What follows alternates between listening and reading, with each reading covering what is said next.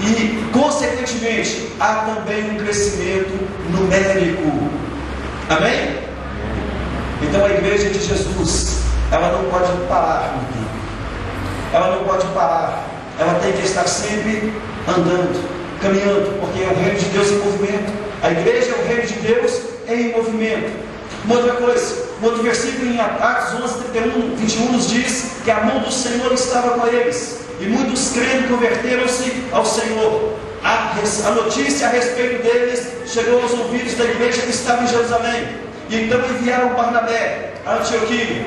Ele lá chegado e vendo a graça de Deus, alegrou-se e exortou a todos que permanecessem firmados no Senhor, e muita gente se uniu ao Senhor.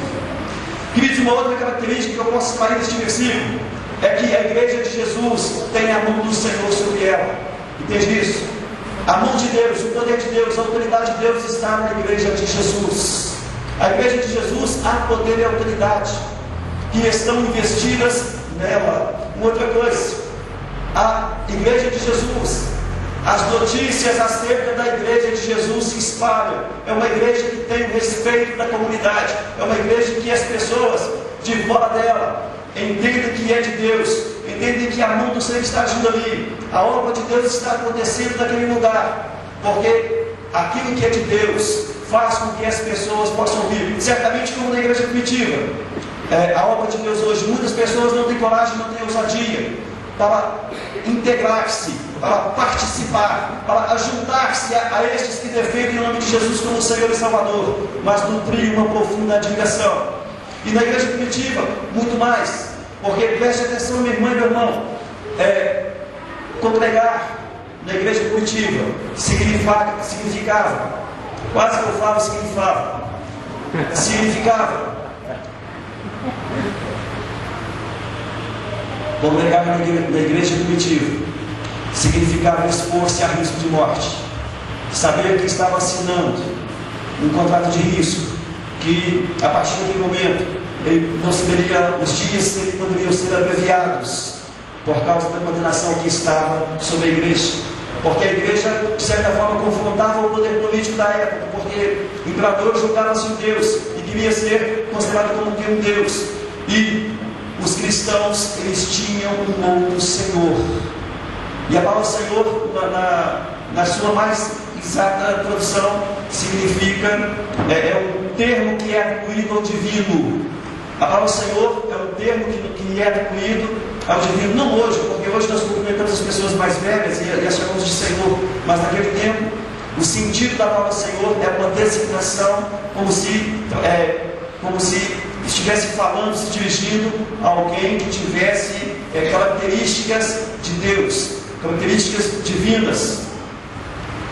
Então, uma outra característica, se era admirada, se era respeitada, mas também era perseguida. Por que perseguida? Justamente por causa desse confronto. Porque, amados, a igreja do Senhor Jesus prega a verdade de Deus, e a verdade do Senhor, ela frena interesses. Se você observar, o apóstolo Paulo, ele foi perseguido do princípio ao fim do seu ministério. Tiago foi morto ao fim da espada por Herodes. O apóstolo Pedro esteve preso no mínimo em 2 oportunidades. O apóstolo Paulo, havia um grupo de pessoas que se especializavam em persegui-lo. Aonde o apóstolo Paulo ia, eles iam atrás para desfazer a mensagem de Deus na boca do apóstolo Paulo. E houve caso, numa situação em que as pessoas chegaram a fazer greve de fome, vários homens se uniram para fazer greve de fome e permaneceriam assim enquanto o apóstolo Paulo fosse vivo.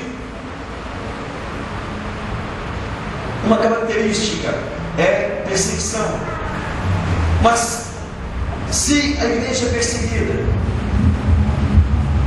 as pessoas que são igreja, a igreja jamais, deixa eu perdi um raciocínio aqui, mas enquanto lá na frente, as pessoas que estão em igreja, elas devem compreender que a sua vida em Jesus Cristo vai conduzi-las a um caminho, não o mesmo caminho do mundo.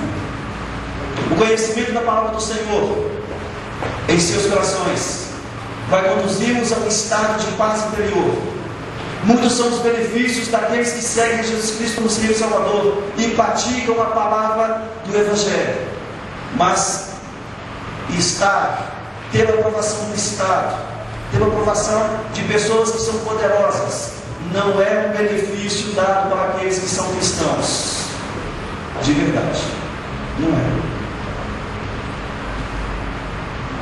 Ser perseguido significa ter pessoas que são contra você por causa da palavra que você vive, que você prega.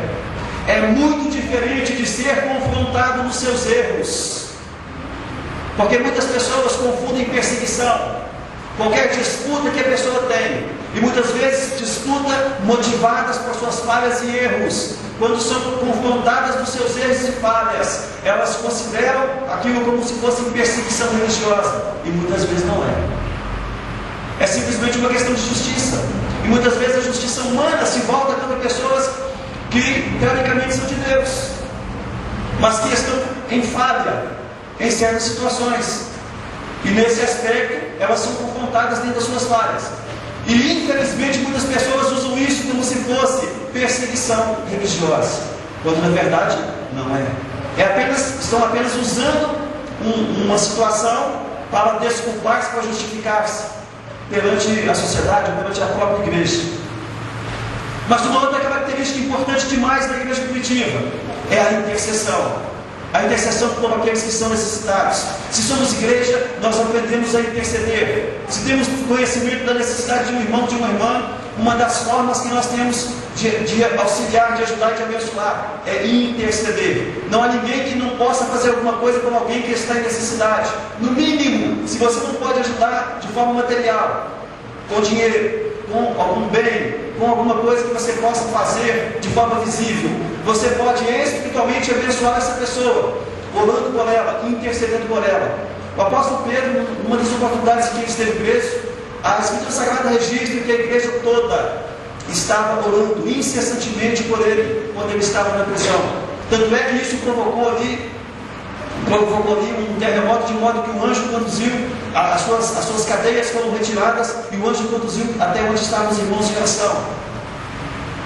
Intercessão. A igreja de Jesus é uma igreja que intercede. A igreja de Jesus é uma igreja em que sobre ela está a mão do Senhor. A igreja do Senhor Jesus é uma igreja que a graça de Deus se manifesta. O favor de Deus está presente na igreja do Senhor Jesus.